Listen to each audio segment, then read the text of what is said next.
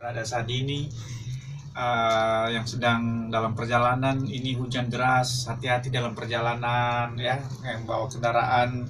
Tadi saya lihat di jalan banyak ada banjir juga ya, ada pohon-pohon juga yang tumbang ya. Nah, akhirnya puji Tuhan boleh sampai tepat waktu di ruang studio malam hari ini.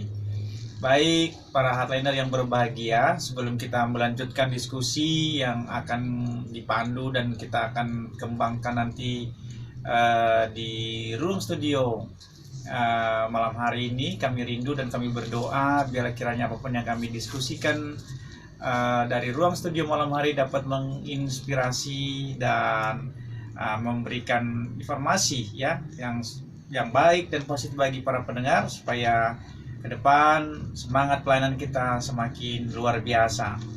Malam hari ini kita akan berbicara tema yang sudah disiapkan oleh tim adalah menjangkau jiwa, betul ya Pastor ya? Iya, menjangkau jiwa. Menjangkau jiwa, terus banyak cara, pola, metode. Kalau di tahun ke tahun tentu berbeda-beda ya, kan perkembangan teknologi juga dan kesungguhan dan pola-pola pelayanan dari masing-masing pelayan dan gereja-gereja lokal itu membawa atmosfer dan banyak pola-pola ya. Kalau pastorannya bisa cerita, nanti kita juga banyak memulai pelayanan atau penjangkauan jiwa itu dimulai dari komunitas ya. Kalau kita boleh cerita bagaimana kita memulai pelayanan penggembalaan itu dimulai dari komunitas kecil-kecil ya. Dan lambat laun itu bertumbuh dan sampai hari ini ya terbentuklah sebuah gereja lokal yang Tuhan sudah sertai begitu luar biasa.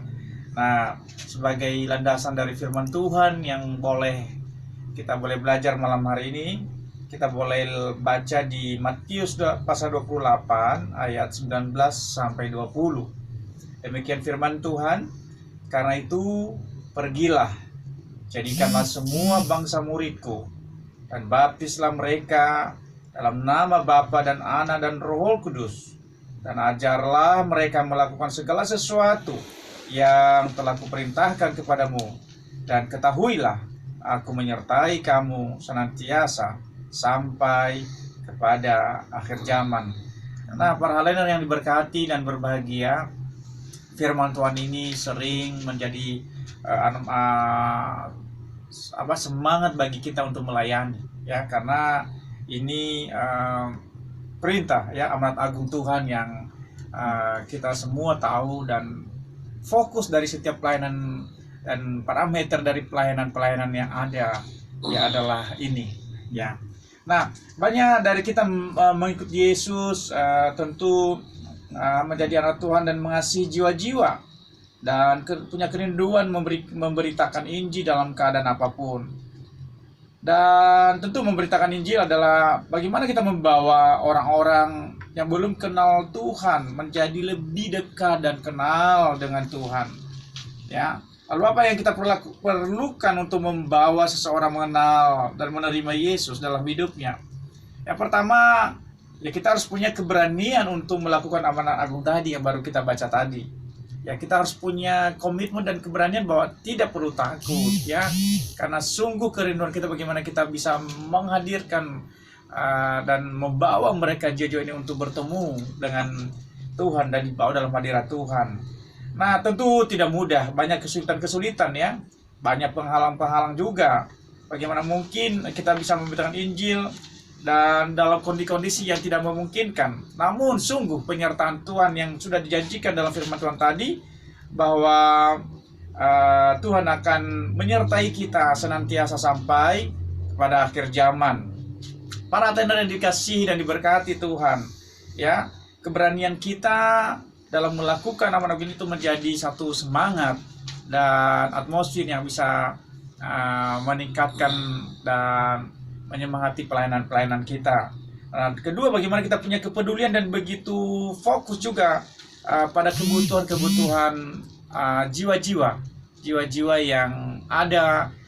Kita akan targetkan ke sana, yang kita akan fokus bagaimana bisa kita bawa mereka.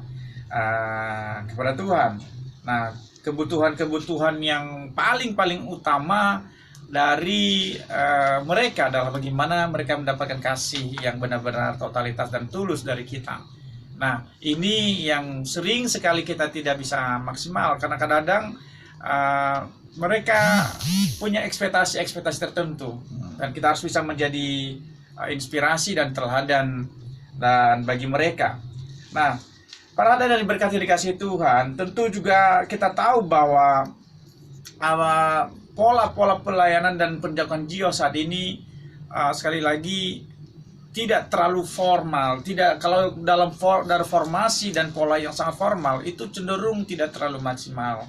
Makanya sering sekali kita melihat bagaimana ada banyak komunitas dimulai dari olahragawan, dimulai dari hobi, bagaimana membangun hobi, dan di situ mulai ada terjadi interaksi dan ya puji Tuhan, pesan-pesan kebenaran firman Tuhan dan penginjilan kita akan mulai di sana. Amin. Nah, itu yang sudah kita lakukan selama ini. Nah, sekali lagi nanti kita akan diskusikan banyak bagaimana kita bisa membangun pola-pola penjagaan jiwa. Tentu juga tidak hanya